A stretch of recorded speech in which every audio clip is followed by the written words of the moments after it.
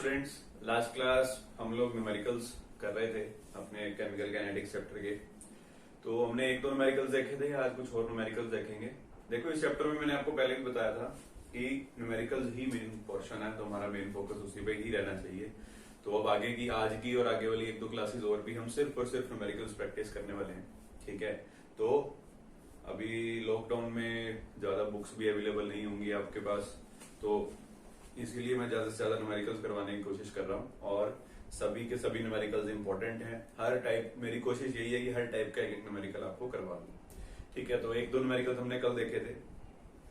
आज हम बात करेंगे रेट कांस्टेंट पे बेस्ड न्यूमेरिकल्स की। कल तो हम बात कर रहे थे रेट ऑफ रिएक्शन या ऑर्डर पे बेस्ड न्यूमेरिकल्स की। आज जो है हम रेट कांस्टेंट से रिलेटेड न्यूमेरिकल्स के बारे में बात करेंगे। ठीक है, जो हमने रेट का एक्सप्रेशन डिराइव किया था रेट कांस्टेंट का, जीरो ऑर्डर के लिए, फर्स्ट ऑर्डर के लिए, सेकंड ऑर्डर के लिए, उसी पे बेस्ड कुछ क्वेश्चंस पे डील करेंगे। तो एक क्वेश्चन आपके सामने यहाँ पर लिखा हुआ है, तो वीडियो को पॉज कीजिए, एक बार इस क्वेश्चन को ट्राई कीजिए।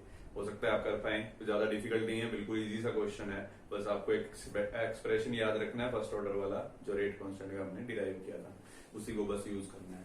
ठीक है, तो वीडियो को पॉज कीजिए, एक बार इसको ट्राई कीजिए और उसके बाद आगे लिखिए। देखो, क्वेश्चन में आपको क्या बोल रहा है, initial concentration of first order reaction. एक रिएक्शन दी है आपको जो कि फर्स्ट ऑर्डर रिएक्शन है, और उसकी इनिशियल कॉन्सेंट्रेशन दे रखी है 1.24 into 10⁻⁻² at 318 Kelvin। The concentration of N25 after 60 minutes, 60 minute के बाद उसकी जो कॉन्सेंट्रेशन है वो हो जाती है 0.20 into 10⁻²। ठीक, और आपको क्या बोल रहा है, रेट कांस्टेंट कैलकुलेट करने के लिए कह रहा है। ठीक है, तो यहां पर साफ साफ लिखा है कि रिएक्शन जो है वो कौन सी है, फर्स्ट ऑर्डर है। ठीक है, तो फर्स्ट ऑर्डर के लिए आपको क्या बोल रहा है कि इनिशियल कॉन्सेंट्रेशन तो है इतनी, 60 मिनट के बाद कॉन्सेंट्रेशन है इतनी, तो पूछ रहा है कि रेट कांस्टेंट क्या होगा। तो सिंपल सा फॉर्मूला हमने पढ़ा था रेट कांस्टेंट का for first order, K is equals to 2.303 by T log C0 by C।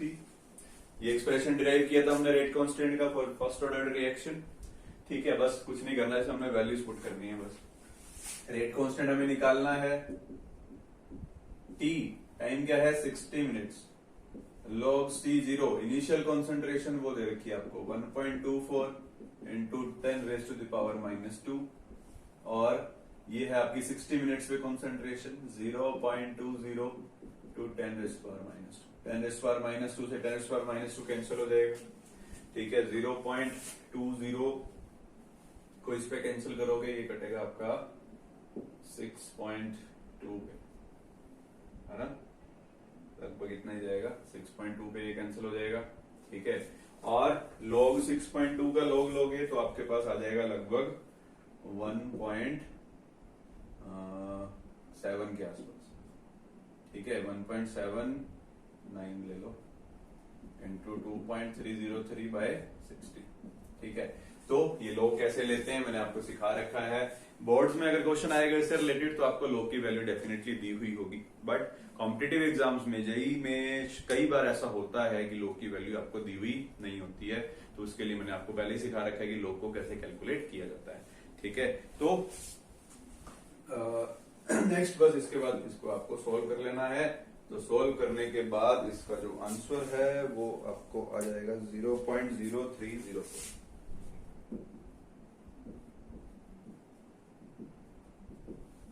Minute.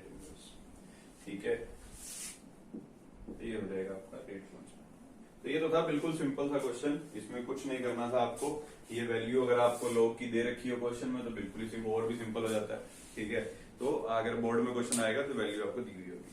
ठीक है, तो ये हो गया आपका बिल्कुल इजी सा क्वेश्चन। अब नेक्स्ट थोड़ा सा और देखते हैं, कोई और क्वेश्चन।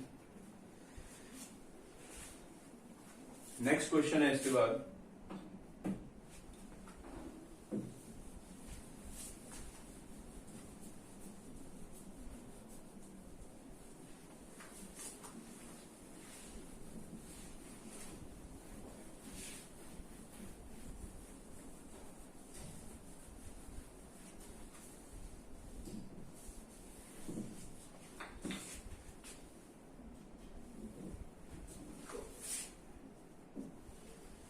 नेक्स्ट क्वेश्चन है जी आपका first order reaction has a rate constant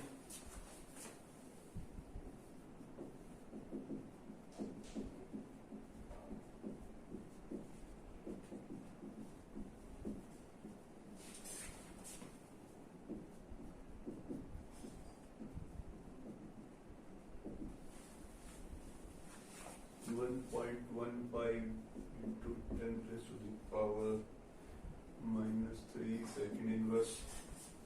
How long will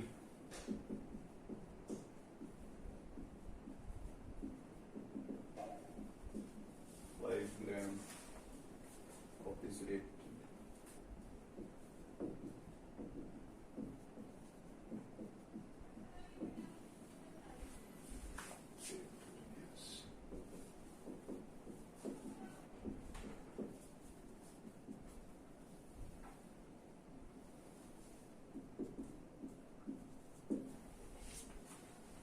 हाँ जी, इस क्वेश्चन को ट्राई करेंगे। इतने में एक और क्वेश्चन लिख देता हूँ यहाँ पर।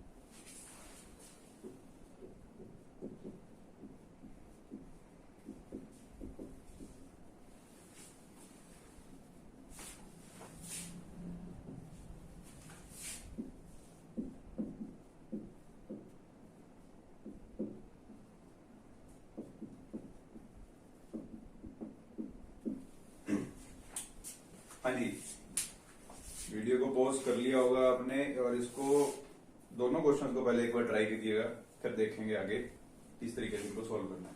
तो ये सबसे पहले इस क्वेश्चन के बारे में बात करते हैं। क्या बोल रहा है? First order reaction. यहाँ पर भी आपको ऑर्डर जो है वो फर्स्ट ऑर्डर दिया है। Has a rate constant 1.15 into 10 raised to the power -3 second inverse. How long will 5 gram of the reactant take to reduce to 3 gram?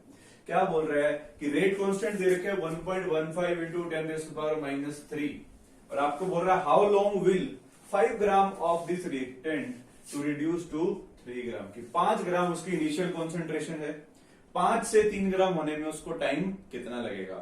ठीक है, और फर्स्ट ऑर्डर रिएक्शन है, सब कुछ दे रखा है वही सेम जैसे पिछला क्वेश्चन किया था वैसे का वैसे ही करना है आपको। तो के रेट कांस्टेंट की जो एक्सप्रेशन है फॉर फर्स्ट ऑर्डर क्या है 2.303 by T log C0 by C।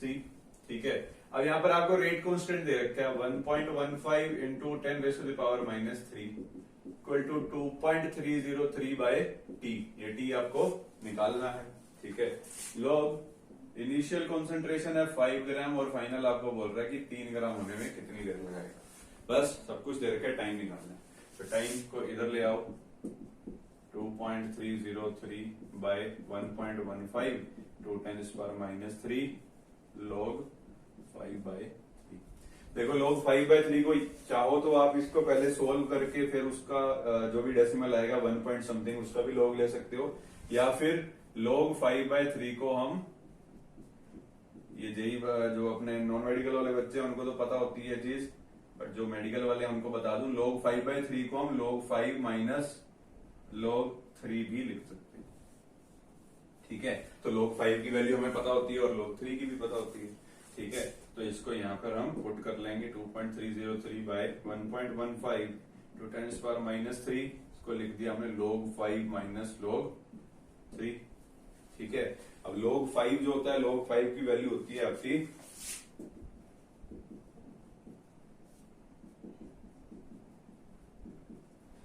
log 5 हो गया आपका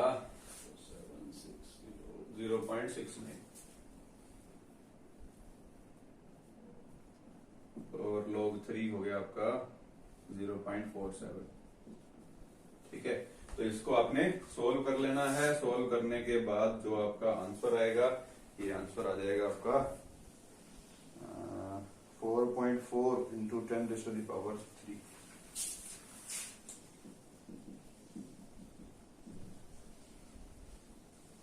सेकेंड।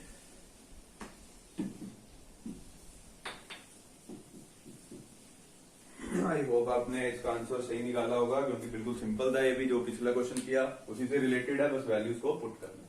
ठीक है, इसके बाद जो ये नेक्स्ट क्वेश्चन है, नेक्स्ट क्वेश्चन थोड़ा सा डिफरेंट है। यूजुअली आपसे इसी तरीके के क्वेश्चन पूछे जाएंगे, वो बिल्कुल सिंपल है, वो बस आपको बेसिक बताने के लिए है कि फॉर्मूले को यूज कैसे किया जाता है। बट ज्यादातर आपसे क्वेश्चन जो है वो इस तरीके के पूछे जाएंगे, जिसमें जो है परसेंटेज में डील की जाएगी कॉन्सेंट्रेशन की। भाई इतने % रिएक्शन कंप्लीट हो गई है, इतने % होने में बताओ कितनी देर लगेगी। ठीक है, तो इसी तरीके के क्वेश्चन आपसे ज्यादा पूछे जाते हैं। तो देखें, आइए स्टेटमेंट देखते हैं। First order reaction is 20% complete in 10 minutes.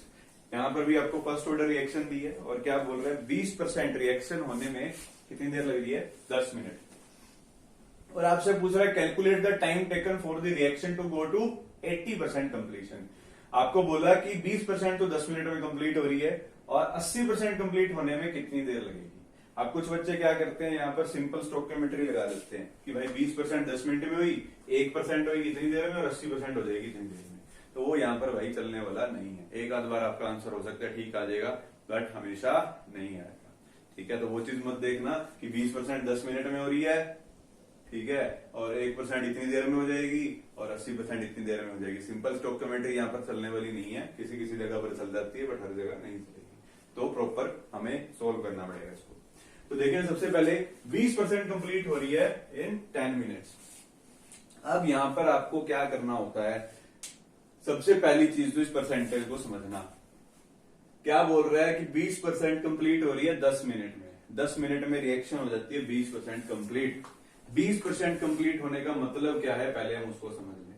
देखो, जैसे ये कोई भी रिएक्टेंट है आपके पास, रिएक्टेंट जो है वो प्रोडक्ट में कन्वर्ट हो रहा है। ठीक है, और ये वाला जो हम एक्सप्रेशन यूज करते हैं रेट कांस्टेंट का, यहां पर ये जो इनिशियल कंसंट्रेशन या फाइनल कंसंट्रेशन जो होती है, ये किसकी लेते हैं हम, रिएक्टेंट की लेते हैं। हमेशा कंसंट्रेशन किसकी ली जाती है, रिएक्टेंट की ली जाती है, प्रोडक्ट की हम नहीं लेते हैं।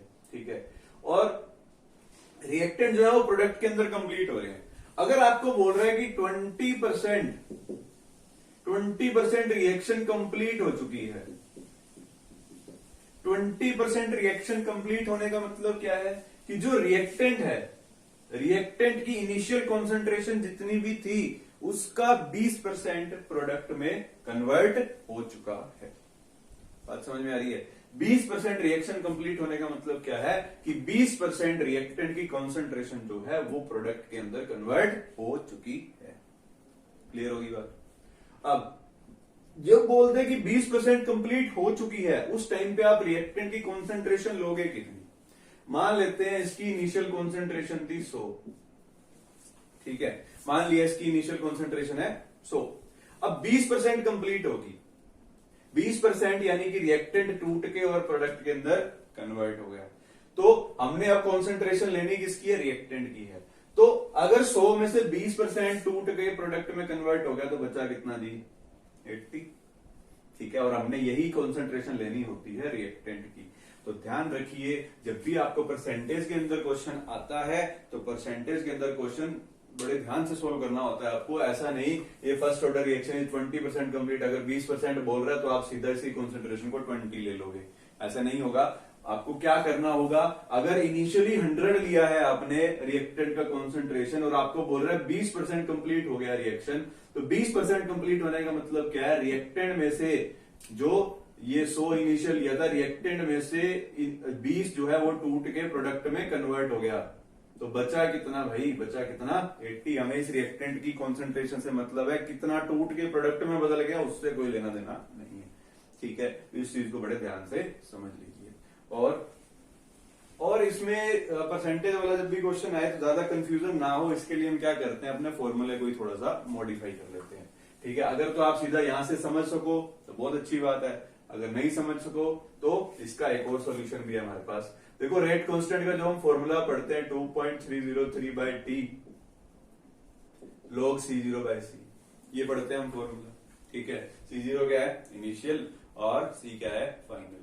ठीक है, जब भी आपके पास परसेंटेज में क्वेश्चन आता है ना, तो परसेंटेज में क्वेश्चन क्या करोगे आप 2.303 बाई टी log इस C0 बाई सी को हम देखिए किससे डिस्प्लेस कर देंगे, यहां पर हम इसको डिस्प्लेस कर देंगे a by a minus X से। अब ये a और a माइनस एक्स क्या है, a वही है आपकी इनिशियल, अगर परसेंटेज में दे रहा है ना आपको, तो परसेंटेज में a क्या ले लोगे आप 100। ठीक है, अगर टोटल आप 100 लेट कर लेते हो तो वहां से आपको क्वेश्चन सॉल्व करना इजी हो जाएगा। जैसे कि अगर a आपने 100 लेट कर लिया, तो जैसे अगर इसी की बात करूं मैं 20% कंप्लीट इन 10 मिनट्स, आपको बोला कि 20% कंप्लीट हो रही है 10 मिनट में। ठीक है, तो टाइम तो आप क्या ले लोगे 10 मिनट। और a क्या लोगे, a लोगे, जब भी परसेंटेज में बोले ना तो a को क्या ले लेना है 100। ठीक है, और a माइनस एक्स, a अभी आपको बोला a क्या लेना है 100 माइनस एक्स, एक्स क्या है x इज दिस, जितने भी परसेंटेज आपको दे रखी है, यानी कि 100 माइनस 20, तो यहां पर क्या बच जाएगा आपके पास 80। कहना मैं वही चाह रहा था जो यहां पर बात करी है, बस इस फॉर्मूले से आपको और ज्यादा क्लियर हो जाएगा कि जब भी परसेंटेज में क्वेश्चन आए, अगर ये कहानी नहीं समझ में आई कोई दिक्कत नहीं है, आपको सिर्फ क्या करना है, ये वाला फॉर्मूला यूज करना है जब भी परसेंटेज में डील करता है। ठीक है, और a को क्या ले लोगे 100 और x जो होगी वो आपकी हो जाएगी परसेंटेज जितनी भी आपको दे रखी है। आज समझ में आ गई।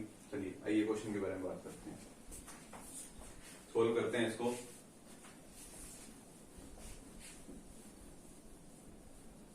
तो देखो सबसे पहले आपको क्या बोल रहा है, कह रहा है कि ये फर्स्ट ऑर्डर रिएक्शन है 20% कंप्लीट हो रही है 10 मिनट में, 80% होने में कितनी देर लगाएगी। देखो 80% कंप्लीट होने में कितनी देर लगाती है, उसके लिए पहले हमें रेट कांस्टेंट पता होना चाहिए। ठीक है, तो पहले हम रेट कांस्टेंट कैलकुलेट करेंगे, उसके बाद देखेंगे 80% कंप्लीट होने में टाइम कितना मिलता है। ठीक है, तो सबसे पहली चीज तो क्या करोगे, एक्सप्रेशन लिखेंगे रेट कांस्टेंट का, k is equal to 2.303 by T log, अब यही वाला एक्सप्रेशन यूज करेंगे यहां पर a by a minus x.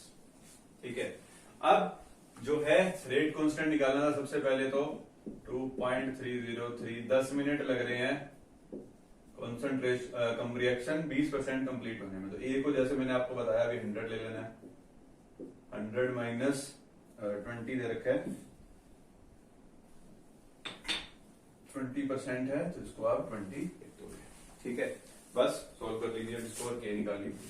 k की वैल्यू क्या आ जाएगी यहाँ पर 2.303 बाई 10 log 100 बाई 80, कैंसिल करोगे तो 10 बाई 8 बचेगा। ठीक है, अब इसके बाद इसको लिख लेंगे log 10 माइनस log 8। log 10 आप सभी को मालूम है कितना होता है, log 10 1 हो जाएगा, और log 8 क्या होता है आपका 0.90 आई गेस, log 8 0.90। ठीक है, तो ये आपका आ जाएगा, इसको सोल्व करके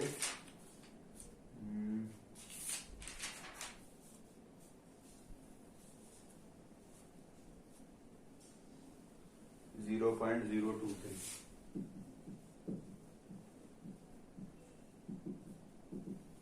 ठीक है, तो पहले तो हमने यहां से रेट कांस्टेंट कैलकुलेट किया। ठीक है, बट आपको रेट कांस्टेंट नहीं पूछ रहा, क्वेश्चन में क्या बोल रहे हैं, calculate the time taken for the reaction to go to 80% completion, कि 80% होने में टाइम कितना लगेगा। अब उसके लिए हमें सिर्फ एक रेट कांस्टेंट की कमी थी, रेट कांस्टेंट हमने यहां से कैलकुलेट कर लिया है, तो दोबारा से यही फॉर्मूला यूज करेंगे और फिर इसको सॉल्व कर देंगे। ठीक है, तो दोबारा से यूज करते हैं इसको।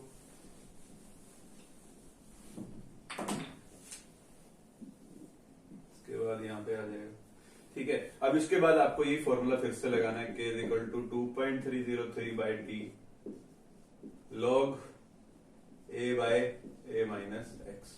ठीक है, अब k जो है आपने कैलकुलेट कर लिया यहां से 0.023 equal to 2.303 by T log a जो है परसेंटेज में जब भी बात करें, अभी आपको बताया a को क्या ले लेना है 100, और कितने परसेंट कंप्लीट होने में पूछ रहा है आपसे 80%। ठीक है, तो आगे इसको सोल्व करते हैं, t को इधर ले जाइए, 2 0.303 बाय 0.023 log 100 बाय 100 माइनस 80 आ जाएगा आपका 20। ठीक है, बस आगे तो कैलकुलेशन सिंपल ही है, इसको सोल्व कर लेना। सोल्व करने के बाद जो आपका आंसर है वो आ जाएगा 69.9 मिनट्स, ऑलमोस्ट 70 के आसपास आ जाएगा इसका टाइम। ठीक है, तो इस तरीके से आपने सोल्व करने हैं परसेंटेज वाले क्वेश्चंस। बड़ा अच्छा क्वेश्चन है ये, इससे रिलेटेड क्वेश्चंस आपसे पूछे जाते हैं। बस आपको सिर्फ इतना सा ध्यान रखना है कि परसेंटेज वाले क्वेश्चंस के साथ किस तरीके से डील किया जाता है। ठीक है, तो अगर एक क्वेश्चन समझ में आ गया तो आप बाकी के भी कर लोगे, तो इसको नोट करिएगा, फिर हम आगे नेक्स्ट क्वेश्चन पे मूव करते हैं।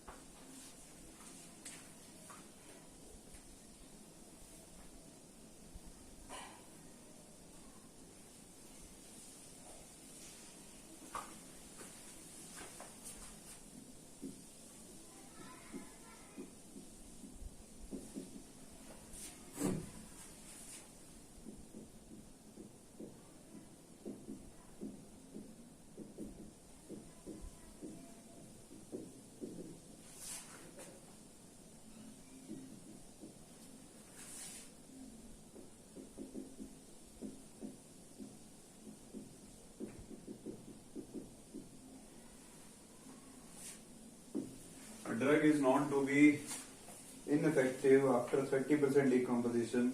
The original concentration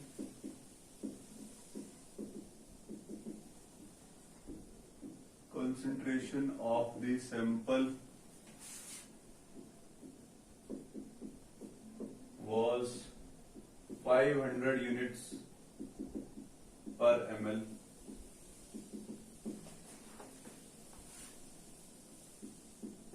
When analyzed 20 months later,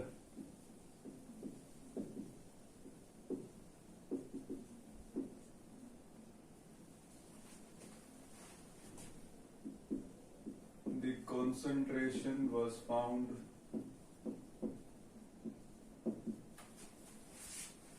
to be 420 units per ml.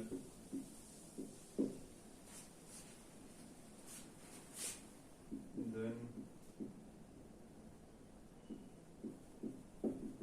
what will be the expiry time?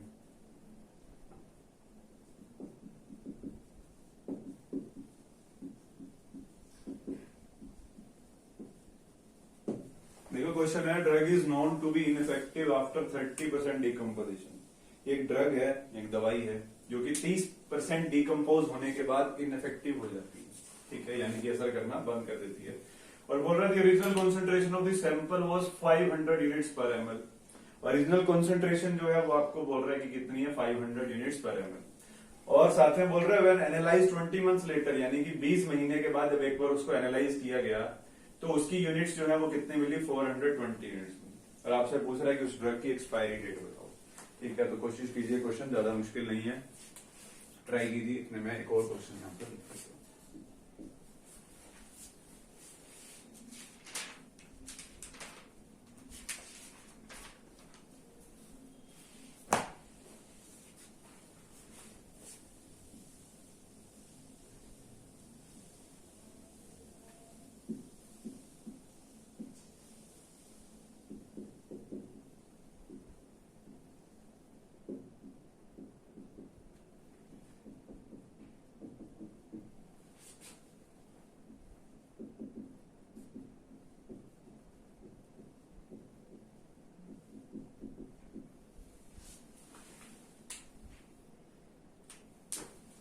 हाँ जी, देखेंगे इस क्वेश्चन को। देखो क्वेश्चन में आपको क्या बोल रहा है, पहले थोड़ा सा क्वेश्चन को समझना जरूरी है।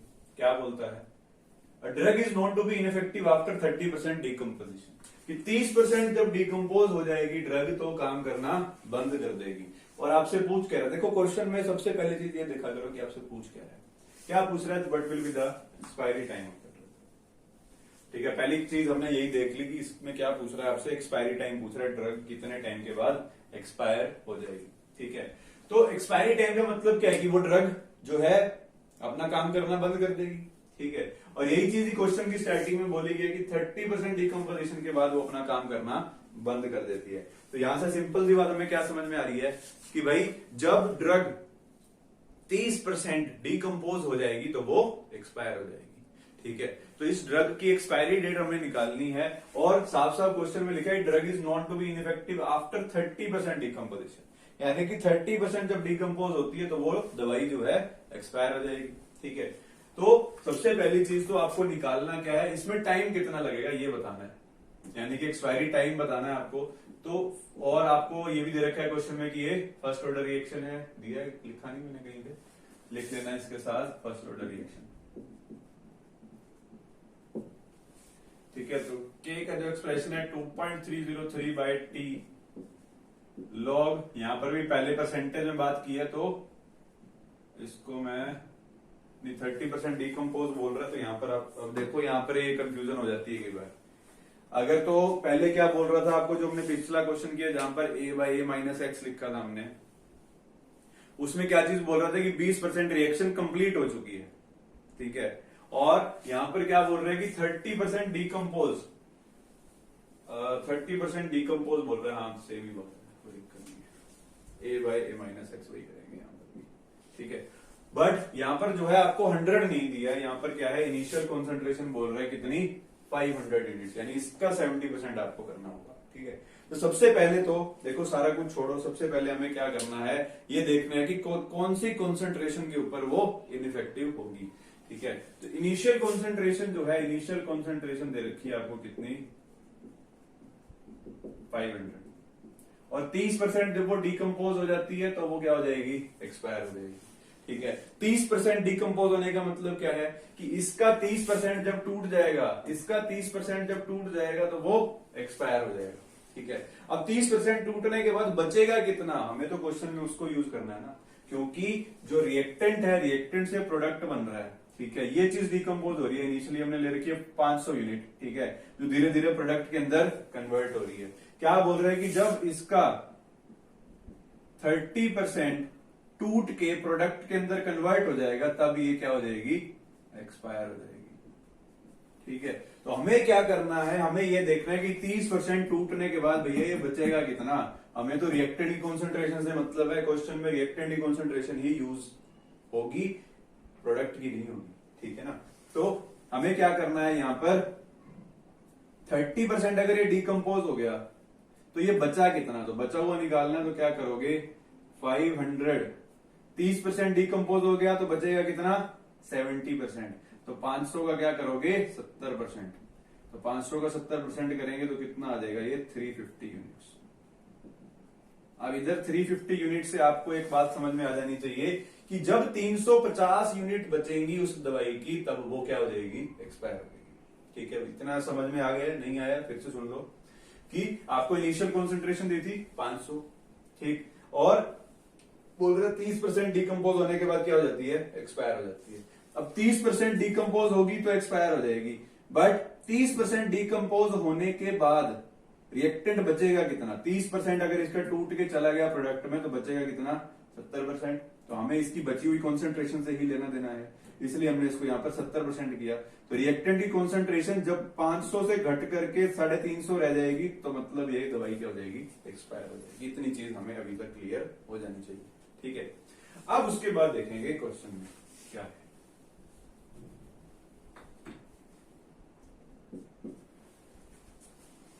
अब यहां पर सीधा यूनिट्स की में बात कर रहे हैं तो आप सीधा अपना सिंपल फॉर्मूला यूज करोगे। ठीक है, तो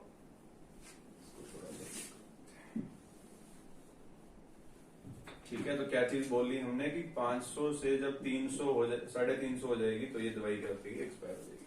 ठीक है, तो अब इसके लिए हमारे पास ये इनिशियल भी आ गई, फाइनल भी आ गई। टी हमने निकालना है, के जो है वो क्वेश्चन में दे नहीं रखा। अब के पहले के निकालना पड़ेगा। के निकालने के लिए आपको एक चीज पता है, इनिशियल कंसंट्रेशन मालूम है, और साथ में क्या बोल रहा है, व्हेन एनालाइज 20 मंथ्स लेटर, 20 महीनों के बाद जब एनालाइज किया उसको, तो उसकी कंसंट्रेशन कितनी मिली, 420 यूनिट्स। तो यहां से हम पहले के निकाल लेंगे, ठीक है।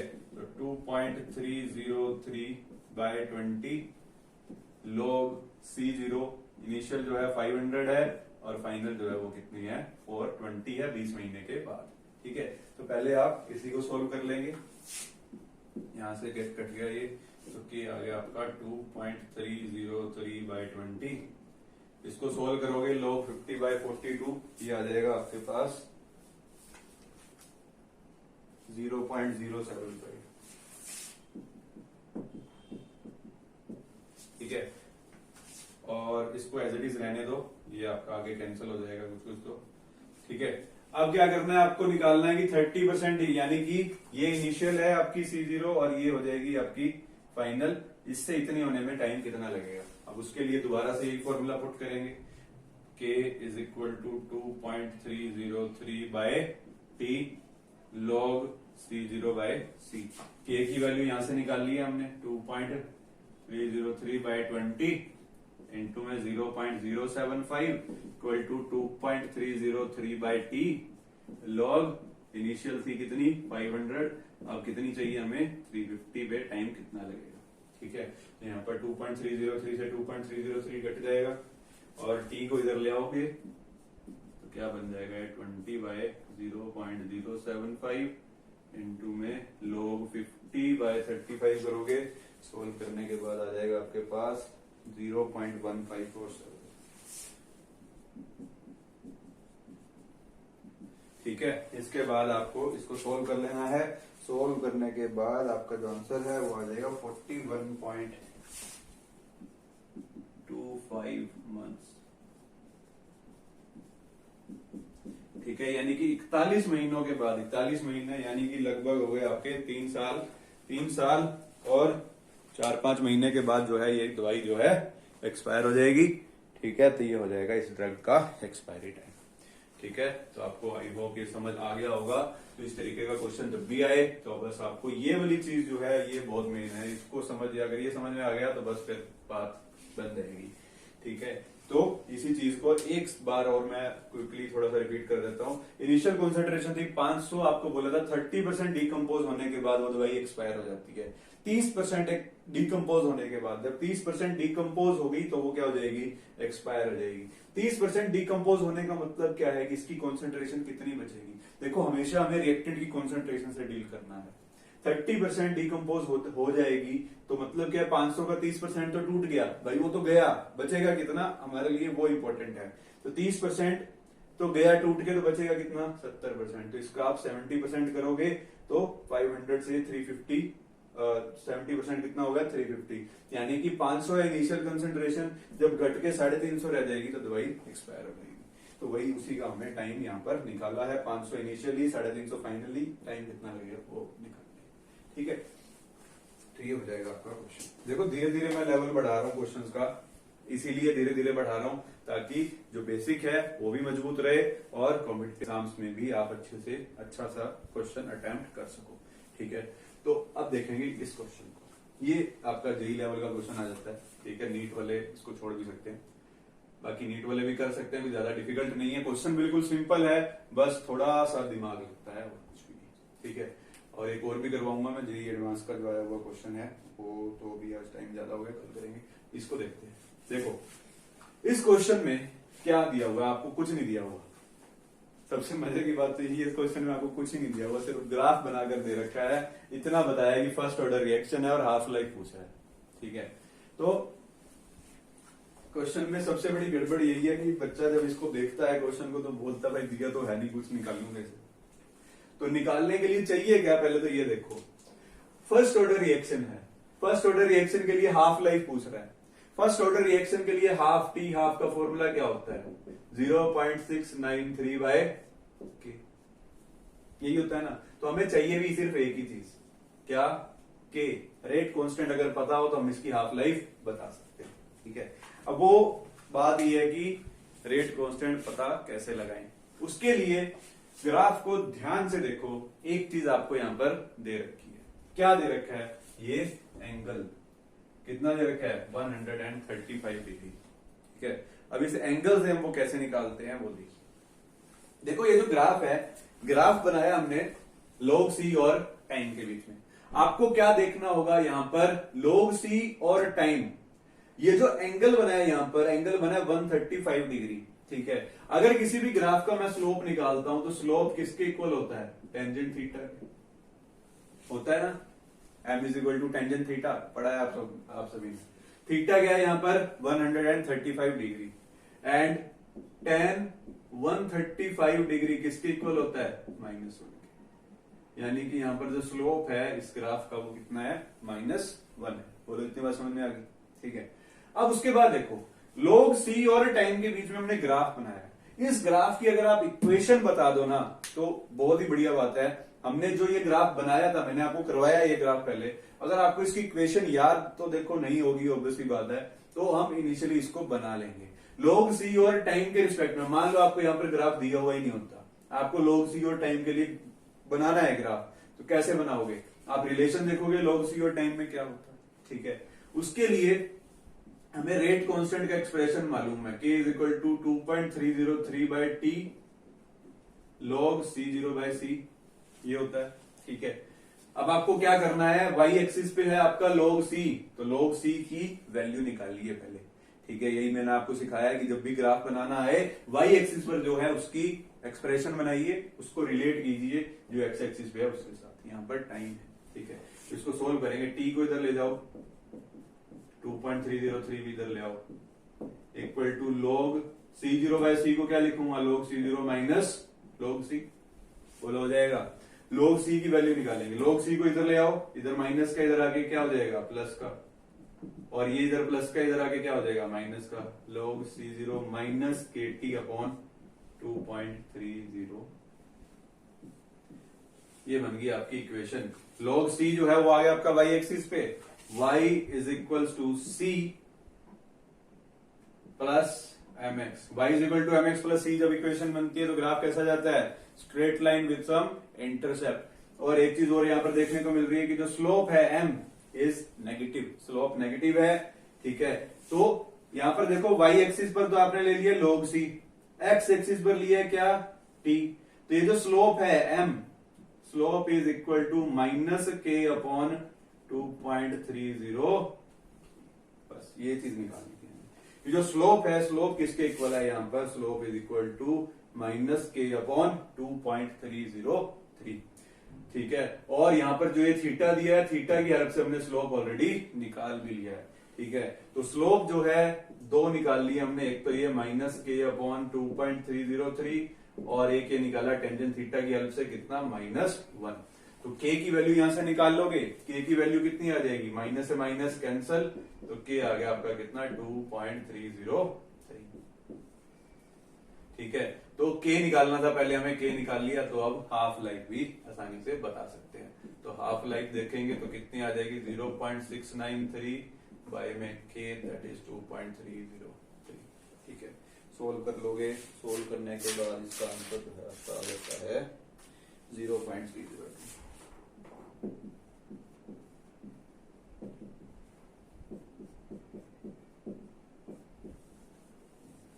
ठीक है, तो इस तरीके से आपको इसको सॉल्व करना था। अच्छा क्वेश्चन है, काफी अच्छा क्वेश्चन है।